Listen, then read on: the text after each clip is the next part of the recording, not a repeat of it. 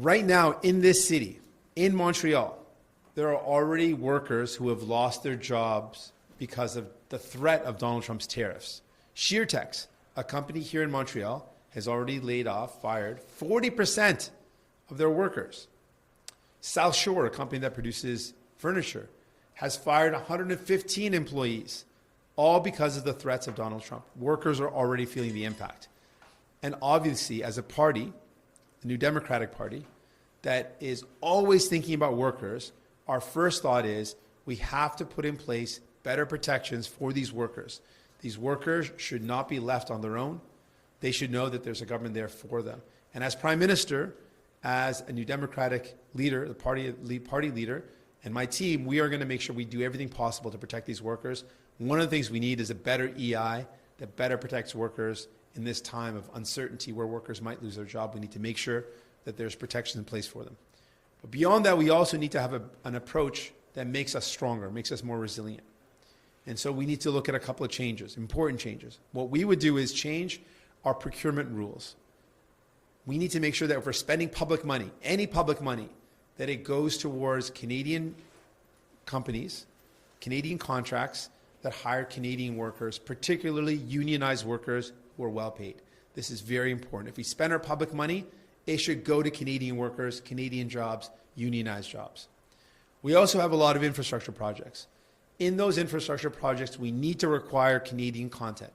Thinking about steel and aluminum, we make it in Canada. Let us ensure that when we build, we're using Canadian content.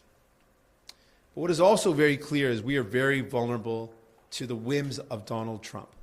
We need to have a more resilient economy, one where we sell to more countries. So we need to have better relations with Europe, with Latin America, and in this particular time with Mexico, where we share some similar challenges. But there are many other trading partners and we need to diversify. We cannot be so vulnerable to the whims of Donald Trump. But what I find really surprising right now, at a time when we are faced with serious job losses, I've talked about the job losses here in Montreal already, and the tariffs haven't even happened yet. Just the threats have already caused these job losses.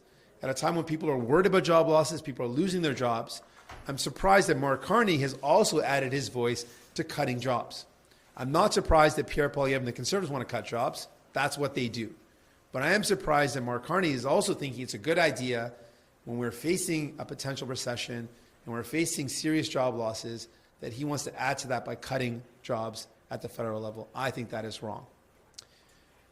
I want you to know that my team, these incredible candidates behind me as leader, we are going to focus on workers. At this difficult time, we need policies that protect workers, not CEOs, not billionaires, not big corporations, but we need clear plans and clear strategies and policies that put workers first. And with New Democrats, that is what we will always do. With that, I'm ready for your questions. Je suis prêt pour vos questions. Jack Wilson, Montreal Gazette. So you're talking about this is almost something to do with the Prime Minister. Is this a campaign pledge? Is this something you're still hopefully can push through Parliament before triggering an election? Well, these are our pledges. These are things that we would do, but it's also things that the government could do right now. We could change our procurement rules right now so that we are spending public money on Canadian contracts for Canadian jobs and Canadian businesses, particularly those that are unionized. We can do that now. We can look at diversifying where we sell our products right now. And we absolutely need to improve our EI system right now so we can ensure that workers are not left in the cold in this difficult time. Are you talking about limiting procurement to U.S. companies now or only if the tariffs come in? I think we need to do that now. We need to do that now because it's shown us that we need a stronger, resilient economy where we buy more Canadian and build more Canadian. We need to build more of the things that we need in our own country.